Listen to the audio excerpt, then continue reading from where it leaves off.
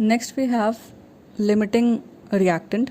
Okay, so the reactant which is completely consumed when a reaction goes to completion is called the limiting reagent or limiting reactant. Okay, um, means you can also say in other words that in a reaction when there are two reactants or three reactants reacting at a time, then the reaction will depend on the quantity of though that reactant which is less in number. Okay, or you can say that whose quantity is less.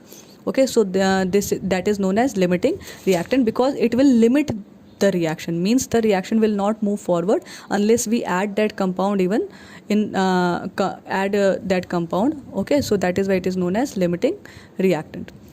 This is one question here which is related to this topic. This is your NCERT question also. In this question it is asked that in a reaction A plus B gives AB2.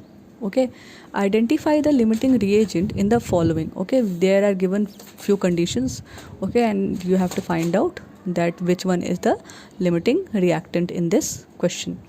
In first part it is given 300 atoms of A plus 200 molecules of B. Okay, 300 atoms of A and 200 molecules of B. Here as you can see that there are 200 molecules of B only.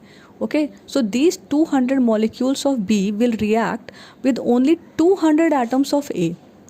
Okay, so in this case when only 200 molecule of B will react with 200 mole of 200 atoms of A, then 100 atoms of A will left behind. So in this case B will be the limiting reagent. Okay, as I told you earlier that the limiting reagent will be that reactant whose quantity is less.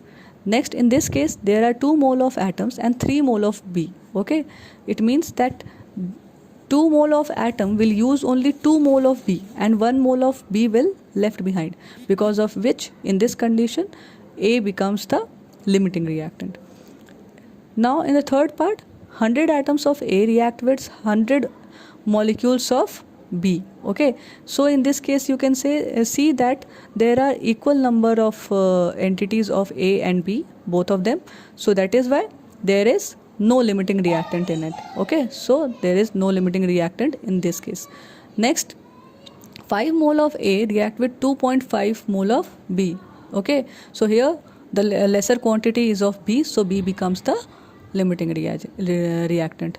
Now in this case 2.5 mole of A reacts with 5 mole of B. Here the quantity of A is less than B, so that is why here A becomes the limiting reagent. Okay, so by this question you can easily understand that in a reaction when 2 or more components are participating, then the quantity of that component whose quantity is less becomes the limiting reactant. Okay.